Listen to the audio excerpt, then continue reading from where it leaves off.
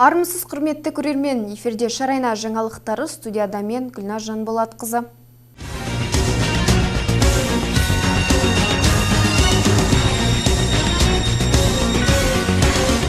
Абай облысының өңірлік коммуникациялар қызметінің ұйымдастыруымен облыстық төтенше жағдайлар департаментінің ғимаратында көшпелі баспасөз жиыны өтті. Онда Абай облысының төтенше жағдайлар департаменті бастығының орынбасары Азамат Нубайұлы өз баяндамасын оқыды. Мұнда басты назарға алынған тақырыпқа келер болсақ, жазғы кезеңдегі балалар қауіпсіздігі жайлы сөз қозғалды. Оның ішінде бүлдіршіндердің оқыс жағдайларда терезеден құлау фактілеріне нақты тоқталып өтті. Сонымен қатар оның алдын алу шаралары мен ата-аналармен жұмыс барысы және оларға кеңес беру жайында кеңінен сөз қозғалды. Сондай-ақ республикалық, облыстық және қалалық деңгейдегі тіркелген оқыс жағдайлардың жалпы санына шолу жасалып, соңғы жылдардағы көрсеткіштерді салыстырмалы түрде айтып өтті. Абай облысының қонақтары мен тұрғындары, елімізде жыл сайын жаз кезеңі басталғаннан кейін балалардың терезеден құлауына байланысты жазатайым оқиғалардың саны артып келеді.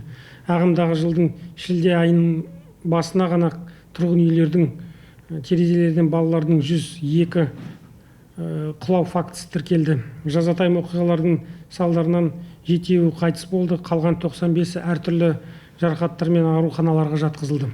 Абай облысының аумағында 2022-2024 жылдар аралығында балалардың терезеден құлауына байланысты 21 жазатайым оқиға тіркелді. Ағымдағы жылдың басынан бастап 5 құлау жағдай тіркелді.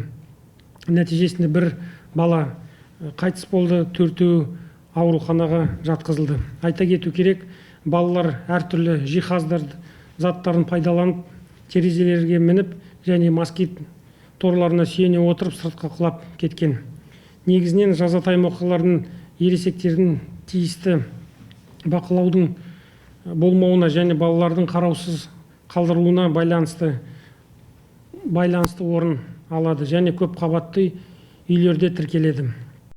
Сонымен қатар аталған жағдайлар орын алып жатса, арнайы заңның 119 баптарына сүйене отырып ата-аналарды балаларды қараусыз қалдырғаны үшін жауапқа тарту да қарастырылған. Себебі төтенше жағдайлар департаментінің тарапынан жаз басталған сәттен бастап арнайы ескертулер жүргізіледі дейді Абай облысының төтенше жағдайлар департаменті бастығының орынбасары Азамат Нубайұлы. Бала терезелерден құлаған жағдайда қылмыстық кодекстің 119 бабында денсаулыққа зиян келтіруге немесе өлімге әкеп соқтырғаны немқұрайлық үшін ата-аналарды жауапкершілікке тарту көзделгенін есте сақтау жөн. Мұнымен ішкі істер органдары айналысады. Төтенше жағдайлар департаментінің қызметкерлері балалардың терезелерден құлап кетуіне жол бермеуге бағытталған бірқатар алдын алу шараларын өткізді. Атап айтқанда көп қабатты тұрғын үйлердің аралап, көп қабатты үйлердің аулаларында тұрғындарға сақтық шаралары туралы кеңес берді. Өткізілген іс-шаралардың арқасында ата-аналардың терезеде қауіпсіздік қамтамасыз етудің маңыздылығы туралы хабардарлығы арттыруға мүмкіндік туды. 2024 жылдың мамыр айынан бастап аралау кезінде барлығы 1200-ден астам адам қамтылды. Бұл бағытта жұмыс жалғасуда. Жазатайым оқиғалардың алдын алу үшін Абай облысының төтенше жағдайлар департаментінің қызметкерлері облыс тұрғындарын қатаң кеңес береді. Бұл тақырыптан бөлек жиын барысында қазіргі кезеңде өзекті болып тұрған суға жүзу маусымындағы балалардың қауіпсіздігі жайлы да айта кетті. Аумағында арнайы ресми орындар 12 орын белгіленген, оның ішінде 8 коммуналдық жағажайлар. Айтып кететін болсақ, ол Семей қаласында 2 жағажай, Бесқарағай, Мақашы, Бородулиха аудандарында 1 жағажайдан және Курчатов қаласында 3 жағажай, ол коммуналдық жағажайлар. Және де облысымызда 70 орын шомылуға тыйым салынған орындар белгіленген. Қазіргі таңда профилактикалық жұмыстар жүргізіліп жатқанға қарамастан, өкінішке қарай облысымызда 10 адам суға батып кетті. Оның ішінде 3 жас өспірім. Көбінесе суға кеткен балалардың ол Аягөз ауданында 2 фактісі тіркелді және мына Суықбұлақ ауылының жанындағы өтетін Шар өзенінде бір жасөспірім суға батып кетті. Қазіргі таңда облыс аумағында күндегісі 9 қайықтағы патрульдік қызмет жүргізеді және де 28 жаяу патруль қызмет жасайды. Жұма, сенбі, жексенбі күндері бұл патрульдер көбейеді, 2 есе көбейеді және өйткені халықтың барлығы демалыста су айдындарына барып шомылады. Патрульдік жүргізіп жатқан қызметкерлердің рейдтік шаралары өткізуде күндізде өткізіледі және түнде де өткізіледі. Рейдтік өткізілген нәтижелер бойынша 74 адам әкімшілік жауапкершілікке тартылды. Оның тең жартысы балалар жаңағы су айдындарында ересектерін ата-аналарсыз қараусыз жүргендіктен ата-аналары жауапкершілікке тартылып жатыр. Сөздің шыны керек, баланың қауіпсіздігі ең алдымен ата-ананың өзі үшін қажет. Сондықтан су айдындарында болсын, үй жағдайында болсын, балаңызға қауіп төнбейтіндей жағдай жасап, олардың әр қадамын бақылаған абзал. Себебі сіздің немқұрайлылығыңыздан балаңыздың өміріне қауіп төніп, тіпті кей жағдайларда арты өлімге әкеп соқтыруы да мүмкін. Гүлім Заманбекқызы, Ғалижан Сәкенов, арнайы ТВК 6 арнасы үшін.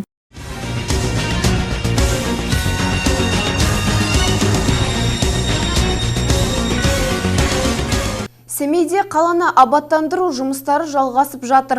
Биыл 4 қоғамдық кеңістікке күрделі құрылыс жұмыстарын жүргізу жоспарланған. Соның бірі Әуезов көшесінде салынып жатқан құтқарушылар құрметіне арналған саябақ.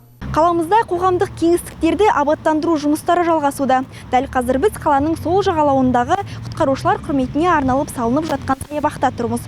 Көріп тұрғанымыздай, көне шаһардың көмескі орындарын көріктендіру жұмыстары қарқынды жүріп жатыр.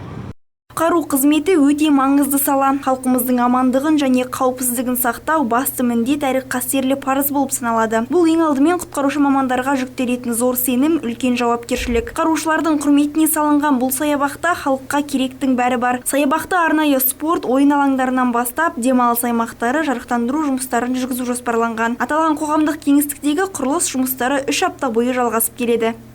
Работаем, делаем спорт-площадку, там детская площадка. Біз құтқарушылардың құрметіне арналған саябақ жасап жатырмыз. Сонымен қатар саябақта балаларға ойын алаңы және спорт алаңы болады. Осы алаңның дәл ортасында құтқарушыларға арналған ескерткіш қойылады. Қазіргі жүргізіліп жатқан жұмыс барысында жерге брусчатка төсеп, адамдар демалуы үшін орындықтар орнаттық. Біз таңғы сағат 8-ден кешкі 10-ға дейін 2 ауысым бойынша кезектесіп жұмыс жасаймыз. Жұмыс тобы жалпы саны 15 адамнан тұрады. Осы қоғамдық кеңістіктегі құрылыс жұмыстарын бастағанымызға 3 апта уақыт болды. Бұл алаңды осы айда аяқтау жоспарда бар. 3 недели. Вот, думаем, в этом месте закончим. Сондай-ақ аталған саябақтың жанындағы ғимаратқа құтқарушылар құрметіне арналған мурал салынып жатыр. Осыдан 1 жыл бұрын облыс аумағында ауқымды өрт болғанын білеміз. Қабырға суреті өрт кезінде қызыл жалынмен күрескен барша құтқарушы батырларымызға арнап салынған болатын. И муралы выиграла. Муралды сол жағалаудағы ғимараттың қабырғасына орналастыру жоспарланған. Ол төтенше жағдайлар қызметкерлеріне арналатын болады. Өздеріңіз білетіндей, 2023 жылы облыста өте ауқымды өрт болды. Бұл муралдың тақырыбы да дәл осы өртпен және құтқарушылармен байланысты. Мы видим на мурале девочку. Құтқарушы мамандығының ең басты міндеті адамдар өмірін құтқару. Бұл жоғары және жауапты миссия. Олардың мақсаты халықтың бейбіт өмірін, тұрмыстағы, өндірістегі қауіпсіздігін қамтамасыз етіп, апаттық жағдайға жол бермеу. Апат айтып келмейді. Тосыннан болған апат кезінде азаматтарға бірінші болып көмекке ұмтылатын төтенше жағдайлар қызметінің құтқарушылары. Міне аталған алаң осы азаматтардың құрметіне арналған. Қазіргі таңда алаңда құрылыс жұмыстары қарқынды жүріп жатыр. Айта кетейік, 2024 жылы қала аумағында 4 қоғамдық кеңістікке күрделі жөндеу жұмыстарын жүргізу жоспарланған. Мерей Серікқызы, Марат Сағынбаев, Арлан Исаков, ТВК 6 телеарнасы.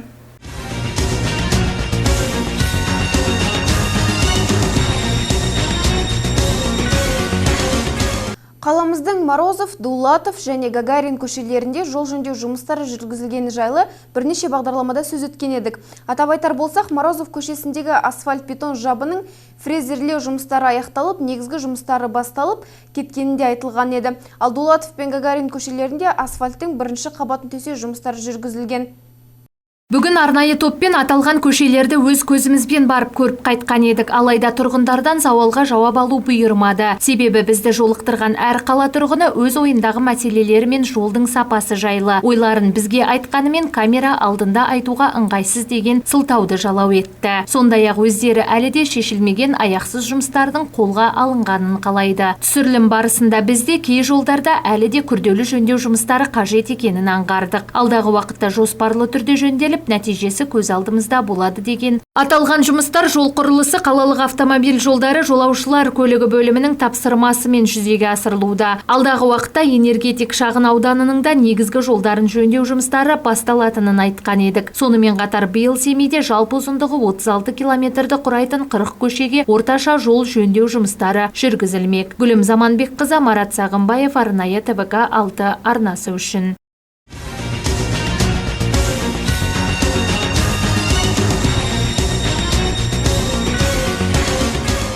Аягөз ауданында жаңа медициналық нысандардың құрылысы жалғасуда. Солардың бірі Ақши ауылдық округіндегі амбулатория. Жұмыс 2024 жылдың маусым айында басталды. Мердігер Уральскстройинвест жауапкершілігі шектеулі серіктестігі.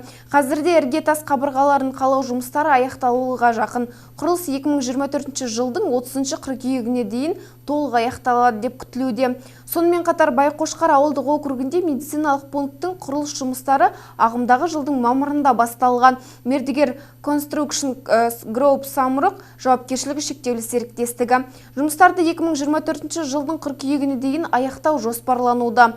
Айта кетейік, облыста 2025 жылға дейін 65 нысан, 15 дәрігерлік амбулатория, 10 фельдшерлік акушерлік пункт, 40 медициналық пункт салу көзделген. Бұл шаралар медициналық қызмет көрсету сапасын арттыруға және медицина қызметкерлерінің жұмыс жағдайларын жақсартуға бағытталған.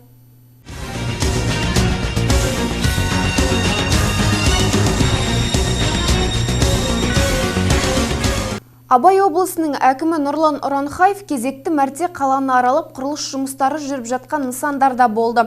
Сапар барысында әрбір нысан бойынша қала әкіміне, басқарма басшыларына және мердігерлерге тапсырмалар берілді.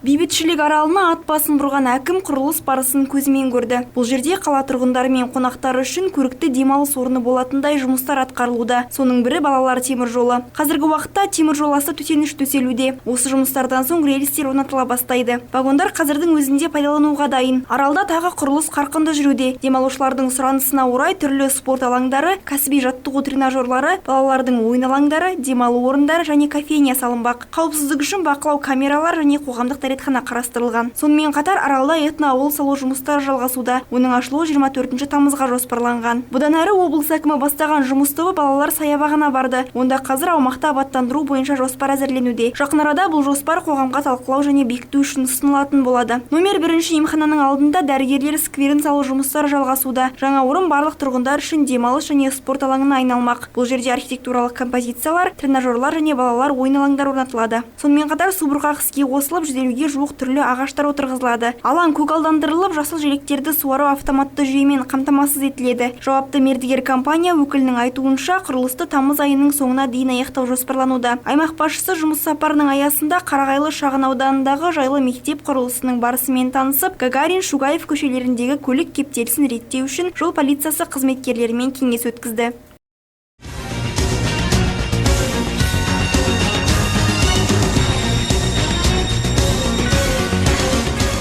Осымен бүгінгі жаңалықтар легі тамам, келесі жүздескенше аман сау болыңыздар.